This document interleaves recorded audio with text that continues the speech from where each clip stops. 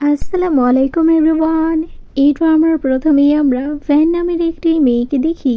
সে তো তার লাইফের প্রতি এতটাই বিরক্ত ছিল যে সে সুইসাইড অ্যাটেম্প করতে আসে। মেয়ে তাকে অনেক বোঝানো ট্রাই করে যে সে তার বসকে কল করছে প্লিজ যেন সে সুইসাইড না করে। তার হাজব্যান্ড বলে দেয় যে সে সুইসাইড করছে কি করছে না সেটা দেখে তার লাভ নেই, কারণ এই সব কিছুই হয়তো সে নাটক করছে। তখন ভ্যান বলে যে এবার বুঝেছো যে কেন আমি সুইসাইড করছি। আসলে তাদের বিয়ের এতগুলো বছর হয়ে যাওয়া পরেও তার হাজবেন্ড তাকে দেখতেই পারে না, তাই সে সুইসাইড করে নেয়। আর যখন তার জ্ঞান ফিরে আসে সে তো এখনও বেঁচে ছিল, কিন্তু নার্স যখন তাকে দেখে যে তার সেন্স ফিরে এসছে সে দৌড়ে গিয়ে আগে ডক্টরকে ডাকে। আর সেখানে মিস্টার লুকেও ডেকে পাঠায়, যেহেতু তার হাজবেন্ড ছিল, কিন্তু তার তো এই সব কিছুই মনে পড়ছিল না। সে জিজ্ঞেস করে যে মিস্টার লু আবার কে, কাকে ডাকছেন আপনি? আপনি তো ডক্টরকে ডাকবেন। সে বলে যে আজকে তো আমার স্কুলে যাওয়ার কথা, মানে তার বিগত 5 বছরের মেমোরি লস হয়ে গেছে। 5 বছর আগে কি হয়েছে সে সব কিছুই ভুলে যায়। আর আমরা এখানে মিস্টার লুকে দেখি, সে তো অনেক বড় একজন বিজনেসম্যান ছিল। সে সেখানে ঢোকার পরই তার এইসব ড্রেস আপ দেখে তো সে খুবই শকড হয়ে পড়ে যে বয়স হয়েছে 30, সেই কিনে এখন 25 বছরের মেয়েদের মতো ড্রেস আপ করছে। সে তো নর্মালি ড্রেস আপ করছিল কারণ সে তার স্কুলে যাবে, কিন্তু তখনই তাকে থামায় তার হাজব্যান্ড আর বলে যে তুমি কোথায় যাচ্ছ। সে বলে যে আপনি আমাকে কেন জিজ্ঞেস করছেন। সে বলে যে আমি তোমার হাজব্যান্ড, আমি তোমাকে জিজ্ঞেস করবো না তো কাকে করব। সে বলে যে আমার হাজব্যান্ড। সে বলে যে হ্যাঁ আমি তোমার হাজব্যান্ড। তখন সে তো এটা একদমই বিশ্বাস করছিল না আর বলছিল যে আমার হাত ছেড়ে দিন, আর এমনিতেও আপনার মতো একজন আঙ্কেলকে কিনা আমি বিয়ে করব। আপনি আমাকে দেখেছেন আর নিজেকে দেখেছেন, কি বয়স্ক মুরব্বীর মতো লাগছে। এটি শুনে তো মিস্টার লো পুরোই শকড যে তার বিহেভিয়ারে এত চেঞ্জ। আর সেইগুলো কি বলছে যে তাকে বয়স্ক আঙ্কেলদের মতো লাগে। সে তার হাত ছাড়তে বললো, না ছাড়লে সে এরকম পাঞ্চ মারে যে বেচারার চোখে পুরো কালো হয়ে যায়। কিন্তু একটু পর যখন সে তাকে পুরো প্রুফ দেখায় যে সেই তার হাজবেন্ড আর তার মেমোরি লস হয়ে গেছে, এগুলো দেখে তো সে নিজেই লজ্জায় পড়ে যায় আর তার চোখে বরফ দিতে থাকে। মিস্টার লুও কম ছিল না, সে এখানে বলতে থাকে যে আমি জানি যে তুমি হয়তো এই সব কিছু এই জন্যই করছো কারণ আমি তোমাকে অ্যাটেনশন দিই না। তুমি আমার অ্যাটেনশন পাওয়ার জন্য এইসব নাটক করছো মেমোরি লস হওয়ার। সে মনে মনে ভাবে যে কি আমি এরকমই একটি মানুষকে বিয়ে করেছি যে কিনা আমার মেমোরি লস হওয়াটাও আমার নাটক মনে করছে। সে তো অনেক বেশি রেগে যায় মিস্টার লুয়ের কথা শুনে, কারণ এখন তার সে আগের ভ্যান ছিল না, তাই সে তার চোখে আরও জোরে চাপ দেয় আর বলে যে ঠিক আছে নাটক যেহেতু করছি তাহলে নিজেরটা নিজেই দিয়ে নিন। আর তার সাথে সেখানে আবারও ঝগড়া করা স্টার্ট করে দেয়। আর তখনই আমরা সেখানে ভি নামের একটি মেয়েকে দেখি। ভি তো সেখানে আসে আর ডিরেক্টলি জিজ্ঞেস করতে থাকে যে লুয়ের কি হয়েছে। লু জানায় যে ও আমাকে পাঞ্চ করেছে। এটা শোনার পর তো সেও তো ভ্যানের উপরেই চিৎকার করতে থাকে। তখন সে বলে যে তুমি আমার উপর চিৎকার করার কে? আমার হাজব্যান্ডকে আমি মারবো না পিটবো সেটা আমার বিষয়, তোমার না। আমাদের হাজব্যান্ড অ্যান্ড ওয়াইফের মধ্যে তুমি আসবে না মিস্ট্রেস হয়ে। আর নিজেকে অনেক বেশি ভালো মনে করো না। তোমার কারণেই হয়তো আমার হাজব্যান্ড এখন আমার সাথে এরকম বিহেভ করছে। তুমিই সব কিছুর মূলে আমার হাজব্যান্ডের মিস্ট্রেস হতে চাচ্ছ, তাই তো? এটি শোনার পর সে রেগে মিস্টার লুকে বলে যে দেখছো তোমার ওয়াইফ আমাকে এসব কি বলছে, তুমি কিছু বলছো না কেন? তখন লু উল্টো তাকেই বলে যে ভ্যান তুমি তার সাথে মিসবিহেভ করছো, প্লিজ তার কাছে ক্ষমা চাও। কিন্তু সে চিৎকার করে ওঠার বলে যে কি আমি ক্ষমা চাইবো? সে আমাদের মাঝখানে কথা বলছে আর ক্ষমা কিনা আমি চাইবো? আমি এক্ষুনি তোমাকে ডিভোর্স দিয়ে দিব। আর তাকে নিয়ে চলে যায় সিভিল বিউরো ডিভোর্স দেওয়ার জন্য আর বলতে থাকে যে তোমার এই চেহারাও আমি দেখতে চাই না। একটু পরই দুজনেই মুখ গুমরা করে বাহিরে চলে আসে, কারণ তাদের সিভিল বিউরো থেকে 1 মান্থের টাইম দেওয়া হয়েছে।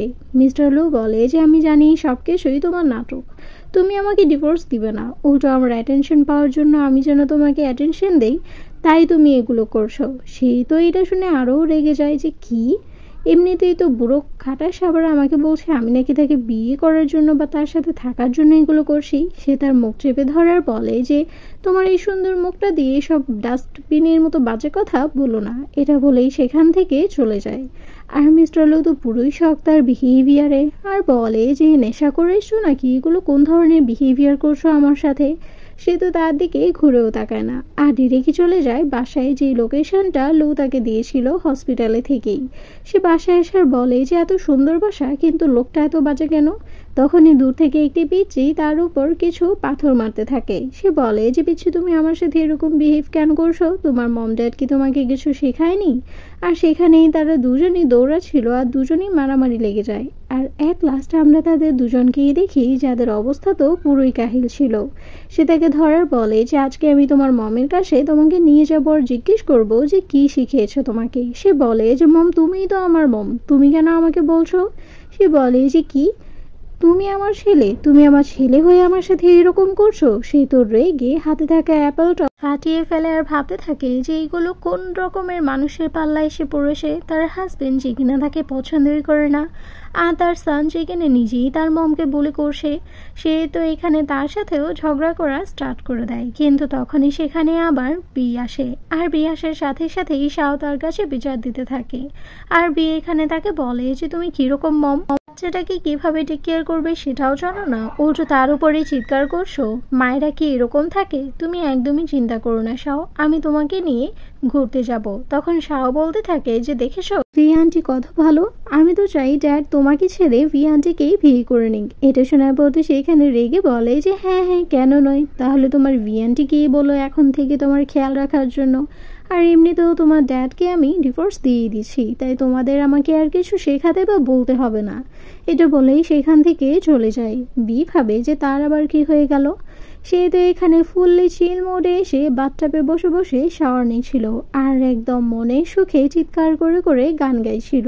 যখন মিস্টার লো বাসায় আসে, সে তো শাওয়ার রুম থেকে এরকম সাউন্ড শুনে ভিতরে ঢুকে। আর যখন দেখে যে ভিতরে ভ্যান এরকম শাওয়ার নিচ্ছে আর গান গাইছে, সে তো তাকে বলে যে তুমি এখানে কি করছো। সে তো তাকে দেখে পুরো চিৎকার করে ওঠে যে আপনি এখানে কি করছেন, তাও এই সিচুয়েশনে কোনো নক না করেই। সে তো অন্যদিকে ঘুরে তাকায় আর বলে যে আমি এখানে তোমাকে দেখতে নয়, জাস্ট জিজ্ঞেস করতে এসেছি।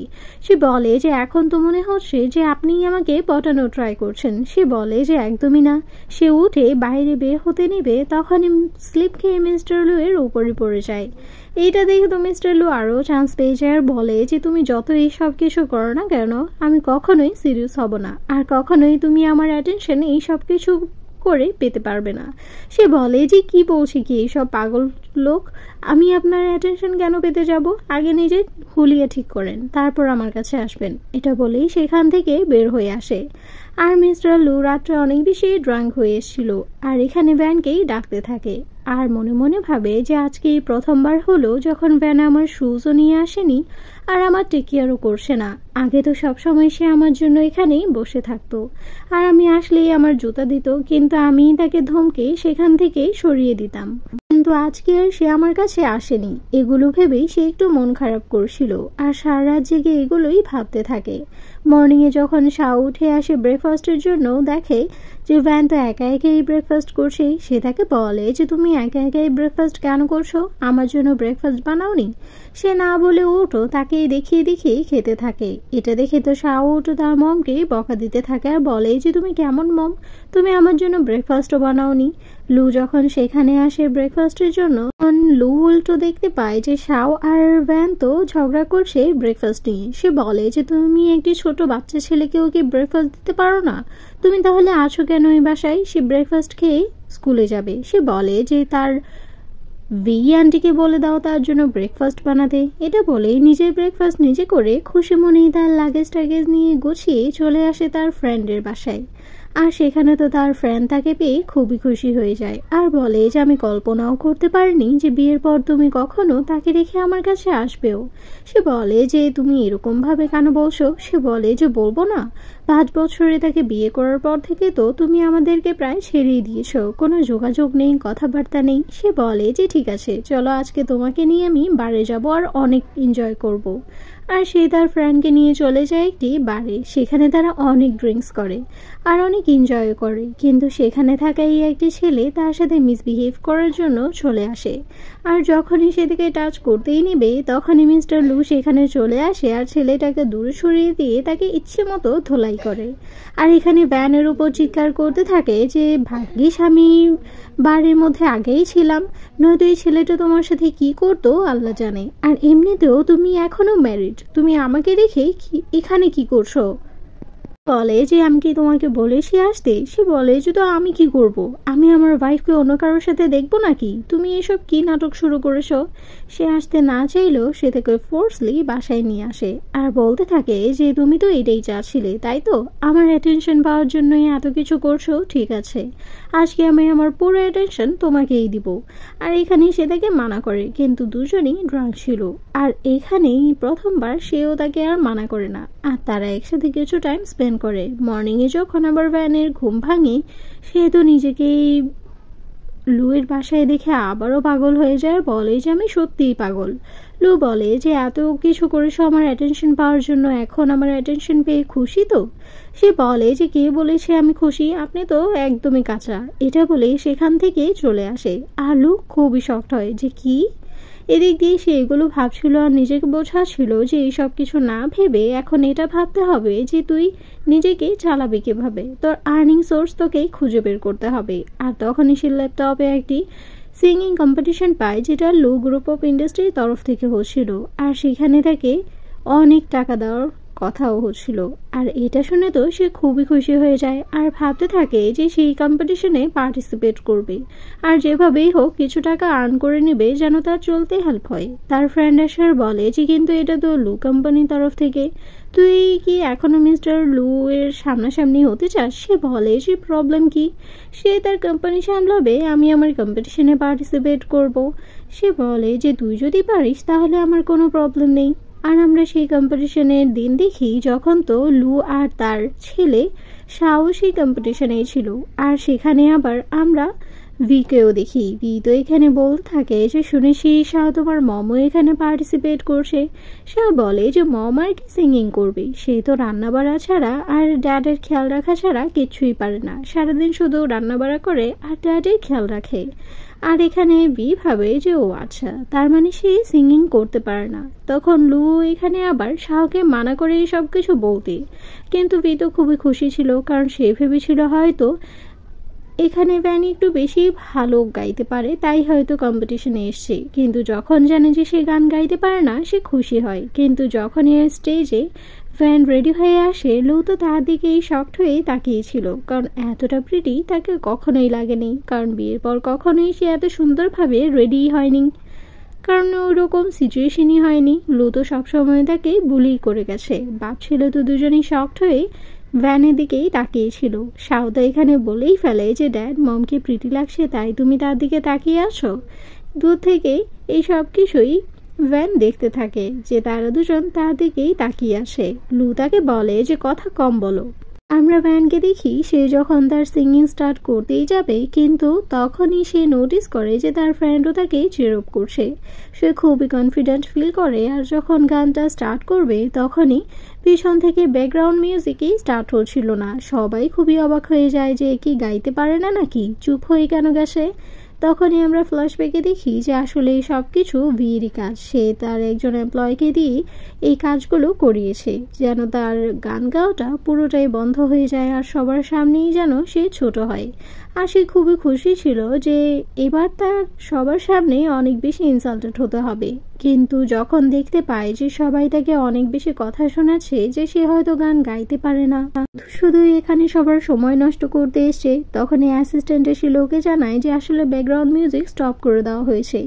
এটা শোনার পর তার মনে হলো যে হয়তো ভ্যানকে হেল্প করার প্রয়োজন, তাই সে আর তার ছেলে দুজনে চলে গিয়েছিল ব্যাকগ্রাউন্ড মিউজিক স্টার্ট করার জন্য। কিন্তু তখনই পিছন ঘুরে দেখে যে ভ্যান তো ব্যাকগ্রাউন্ড মিউজিক ছাড়াই গান গাওয়া স্টার্ট করে দেয়। আর তার ভয়েসটা এতটাই সুন্দর ছিল যে যেই গেস্টগুলো ছিল তারা সবাই তার গানটা খুবই পছন্দ করে। সে খুব মন দিয়ে এই গানটি গায়। আর লু এখানে শক হয়ে পড়ে যে সে এত সুন্দর গাইতে পারে। সে 5 বছরের রিলেশনশিপেই প্রথমবার জানতে পারলো। নয়তো আগে যখনই সে তার টেক কেয়ার করতে আসতো সে তো জাস্ট তার সাথে মিসবিহেভই করতো, কখনো তার উইশ কি বা তার গোল কি কোনো কিছুই জানতে চাইতো না। সব সময় সে তাদের টেক কেয়ার করাতেই ব্যস্ত ছিল। আর আজকে সে তার ট্যালেন্ট এতগুলো মানুষের সামনেই শো করছে। ভি তো এটা দেখে অনেক রেগে যায়, তো খুশি হয়ে হাততালি দিচ্ছিল। আর প্রোগ্রাম শেষ হওয়ার পর যেহেতু তার ডেবিউট অনেক সুন্দর হয়েছিল, সবাই এখানে চলে আসে তার অটোগ্রাফ নেওয়ার জন্য, তার সাথে পিকচার্স ক্লিক করার জন্য। সে খুবই ইমোশনাল হয়ে পড়ে যে সে তার প্রথম ডেবিউটেই অনেক ভালো করেছে আর সবাই তার সিগনেচার নেয়। আর এখানে তো আমরা ভিকে দেখি সে অনেক জেলাস ফিল করার বলে যে তুমি কি মনে করছো যে একটি গান ভালো গেয়ে নিয়েছো তাই তুমি যা ইচ্ছে তাই করতে পারবে? কখনোই না। আমি তোমাকে বোঝাবো যে আমি কত বাজে। কিন্তু তখনই সেখানে ভ্যান আসে আর তার মুখের উপরই পানি ছুঁড়ে মারে আর বলে যে আমি জানি যে এই সব কিছুই তুমিই করেছো, তাই তো? সে বলে যে তোমার কাছে প্রুফ কি আসে যে আমিই সব কিছু করেছি? নিজের লিমিটে থাকো। কখনোই লু তোমাকেই ট্রাস্ট করবে না। লু জাস্ট আমাকেই ভালোবাসে আর আমি সবসময় তার সাথেই থাকবো। তখন সে এখানে অনেক বেশি রেগে যায়, বলে যে আচ্ছা তাই নাকি। আর তাদের এই ঝগড়ার মাঝখানেই লু সেদিক দিয়ে যাচ্ছিল, কিন্তু তখনই দেখে যে ভ্যান কতটা অ্যাগ্রেসিভ হয়ে সেখানে ভিকে মারধর করছিল। এইটা দেখে তো এখানে লু খুবই ভয় পেয়ে যায়। সে তাকে থামাতে আসলেও তার এতটা বেশি অ্যাংরিনেস দেখে, এতটা অ্যাংরি ফেস দেখে আর ভয়ে তার সামনেই আসতে পারে না। অ্যাসিস্ট্যান্ট বলে যে বস আপনার ওয়াইফ যে এতটা অ্যাগ্রেসিভ আর অ্যাংরি, আপনার লাইফটা তো অনেক বেশি কঠিন হয়তো। সে এখানে দূর থেকেই তাকে বলে যে প্লিজ তাকে ছেড়ে দাও, দেখো বেচারির মুখের অবস্থা কি করেছ। এটা শোনার পর তো সে রেগে বলে যে তোমার দেখা যাচ্ছে তার জন্য অনেক বেশি মায়া হচ্ছে, তাহলে দাও ওর জায়গায় তোমাকেই কতক্ষণ ধোলাই করে নিই। সে বলে যে আরে বেচারি মুখটা তো একবার দেখো, মরে তো যাবে সে, আগে বলো তো কি হয়েছে। সে জানায় যে সে তার যে ব্যাকগ্রাউন্ড মিউজিকটা ছিল সেটা ভি স্টপ করিয়েছিল যেন সে সবার সামনে ইনসাল্টেড হয় আর গানটা না গাইতে পারে। সে এখানে ভিকে জিজ্ঞেস করলে সে নাটক করতে থাকে যে আমি গাইনি, কিন্তু সে এখানে রেগে দুজনকে ইচ্ছে মতো ধোলাই করে সেখান থেকে চলে যায় আর বলে যে তুমি বিশ্বাস করে নাও তারটা, আমার ধোলাই করার দরকার ছিল, আমি করে গিয়েছি। এখানে সে চলে যাওয়ার পর লু ভিকে বলে যে তুমি এটা করেছিলে তাই তো? সে বলে যে এই প্রথমবার হলো যে তুমি আমাকে সন্দেহ করছো, তোমার কি আমার উপর ট্রাস্ট নেই? দেখো সে আমার কি অবস্থা করেছে। কিন্তু লু এখানে তাকে বলে যে ভ্যান কখনোই মিথ্যে বলে না। এটা শোনার পর তো সে খুবই শকড হয়, কারণ এই প্রথমবার লু তার কোনো কথাই ট্রাস্ট করে না, উল্টো ভ্যানকেই ট্রাস্ট করে।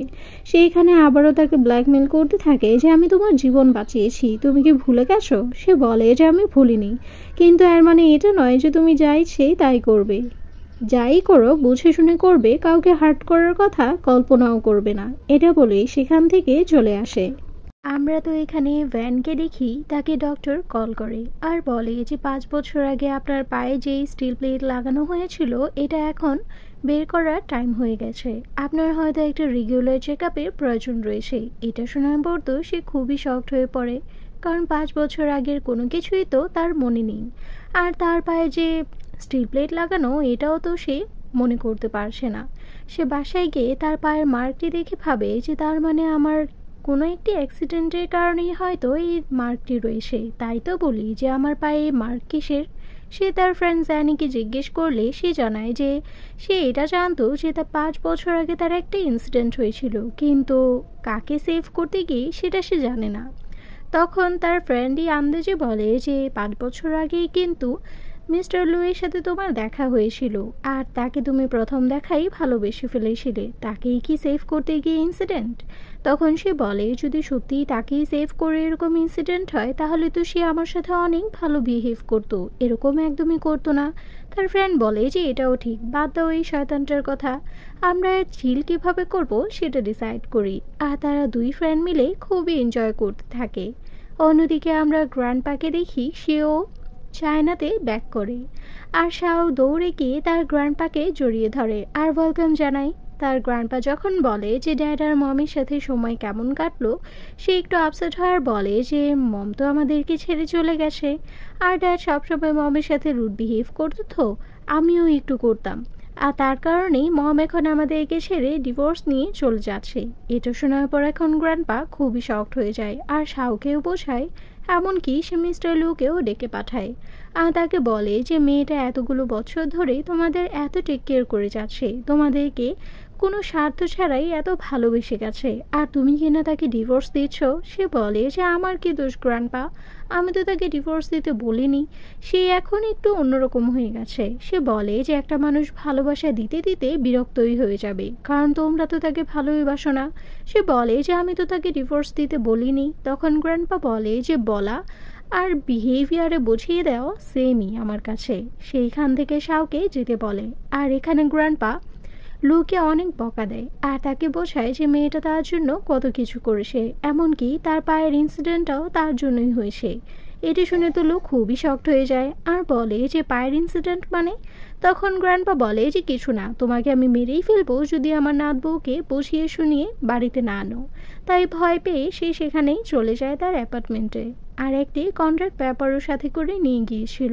সে যখন ডোরবেল বাজায়, এখানে তো ভ্যান তাকে দেখেই ডোরটি অফ করে দেয় আর বলে যে একদমই দরকার নেই তোমার এখানে আসার, তোমাকে দেখলেই আমার দিনটা খারাপ যাবে।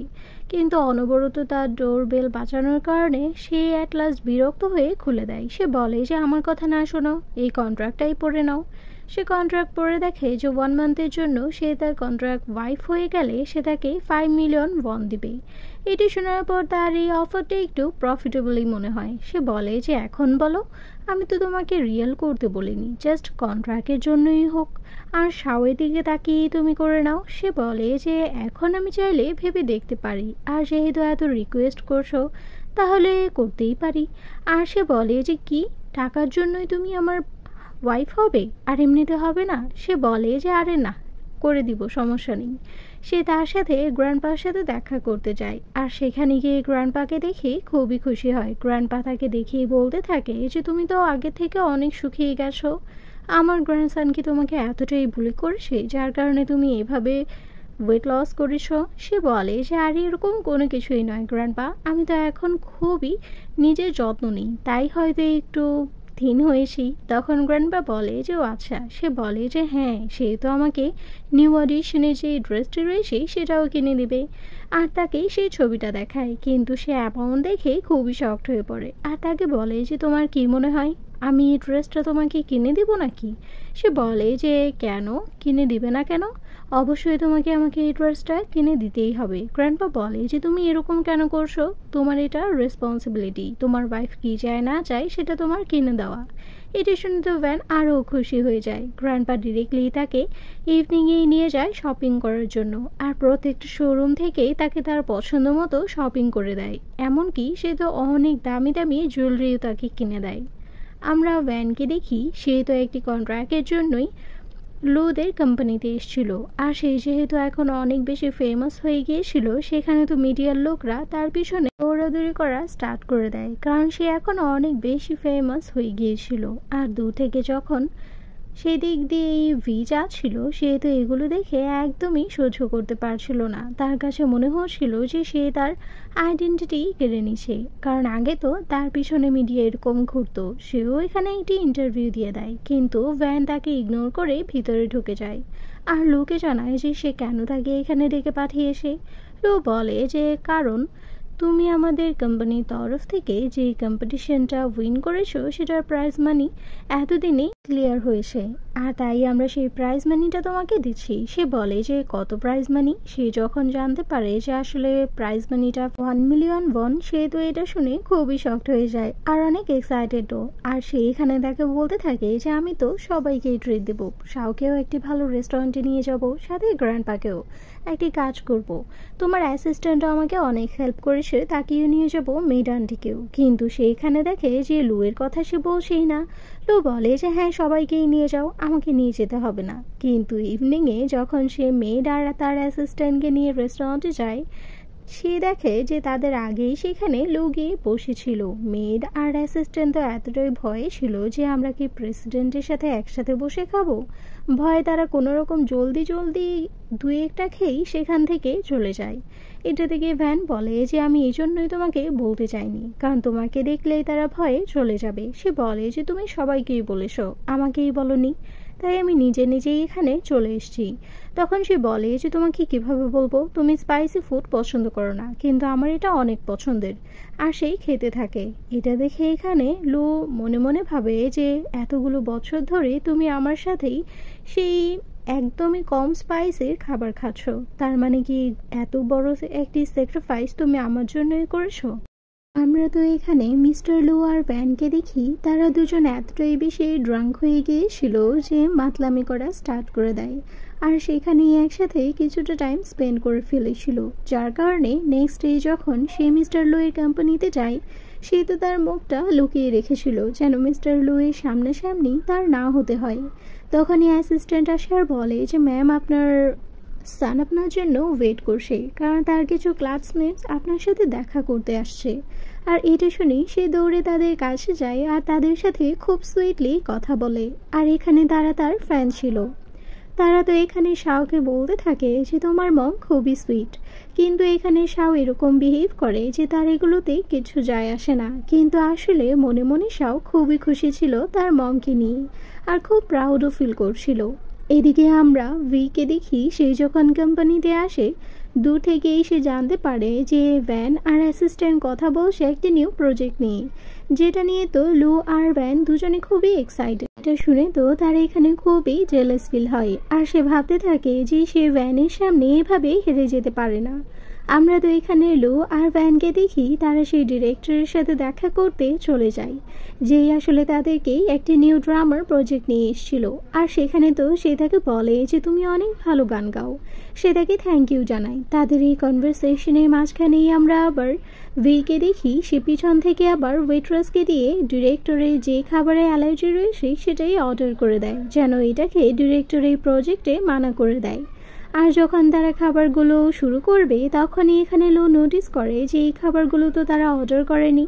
সে ওয়েটারকে বললে সে বলে যে স্যার আপনাদের এই খাবারগুলোই রয়েছে। এটা শুনে তো এখানে ডিরেক্টর খুবই রেগে যায় আর বলে যে আমি এই প্রজেক্টই করবো না, আপনারা আমার হেলথ নিয়ে কোনো চিন্তাই করছেন না। এখানে ভ্যান কোনোরকমভাবে এই সিচুয়েশনটা হ্যান্ডেল করে নেয় আর এত ফানি ওয়েতে এই সিচুয়েশনটা হ্যান্ডেল করে যে লো নিজেও হাসি থামিয়ে রাখতে পারছিল না।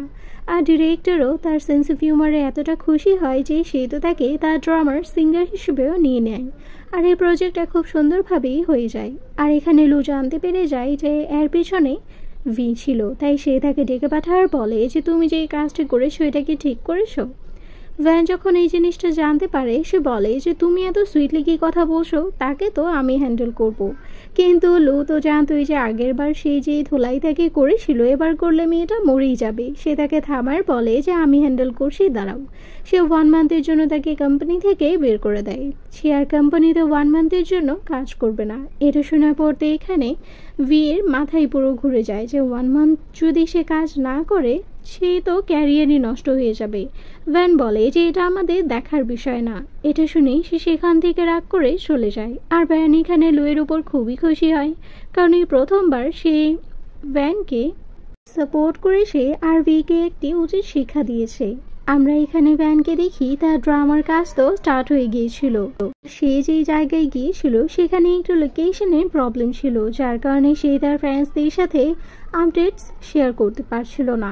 অন্যদিকে আমরা ভিকে দেখি সে ইচ্ছে করে সে এরিয়াতে যায় আর যে ডেঞ্জার পয়েন্টটা ছিল সেখানে গিয়ে সেখানকার যে ব্যানারটা ছিল সেটা নিয়ে নেয় আর বলে যে এবার আমি দেখবো যে তুমি এখান থেকে কিভাবে যাও। আমরা তো ভ্যানকে দেখি সে তো লোকেশন ট্র্যাক করতে করতে এরকম একটি জায়গায় চলে আসে, তার পা পিছলে সে সেখানেই আটকে যায়।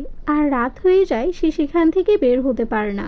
এমনকি সেখানে কোনো লোকেশন বা নেটওয়ার্কও ছিল না। আর এই দিক দিয়ে তো লু বারবার তাকে কল করে যাচ্ছিল, কিন্তু তার ফোন নাম্বার সুইচ অফ আসছিল। শাও বলে যে মম তো কখনো এত লেট করে না, হয়তো সে কোনো প্রবলেমে পড়েছে, আমাদের হয়তো ওনাকে গিয়ে দেখা দরকার, চলো আমরা সেখানে যাই।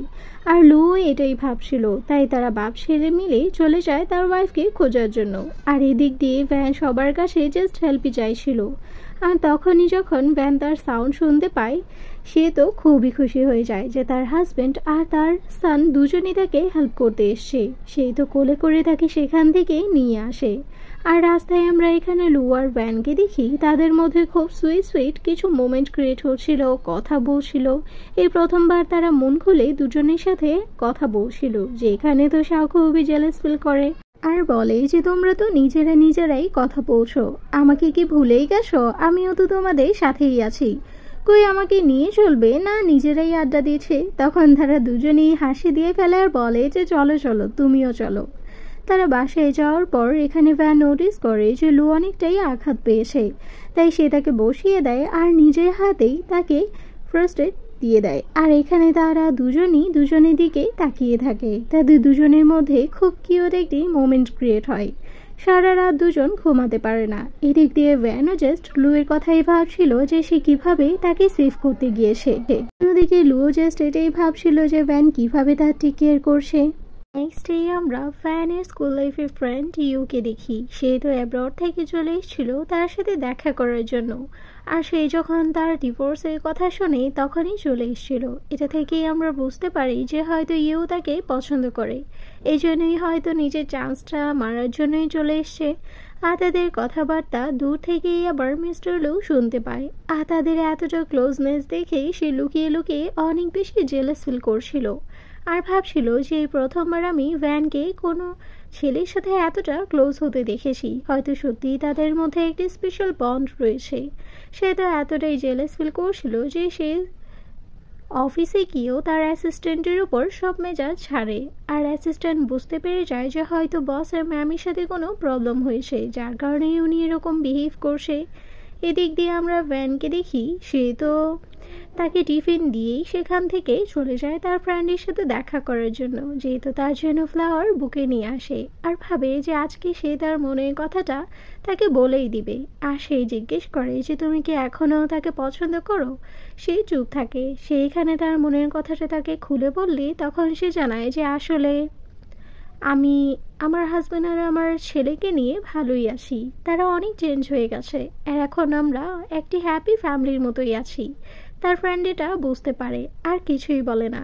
সে এখানে তার ফ্রেন্ড যখন তার বাসায় বসেছিল তার কাছে যায় আর গিয়ে ইউ এর ব্যাপারে সব কিছুই জানায় যে আসলে সে তাকে প্রপোজ করেছিল, কিন্তু সেই তার ফ্যামিলি নিয়ে খুবই হ্যাপি এখন, তাই সে আর এইসব ব্যাপারে ভাবতে চায় না। তার ফ্রেন্ড খুশি হয় তার ডিসিশনে। সে জানায় যে হ্যাঁ, আমি সবসময় ভালো ডিসিশনই নিয়ে থাকি।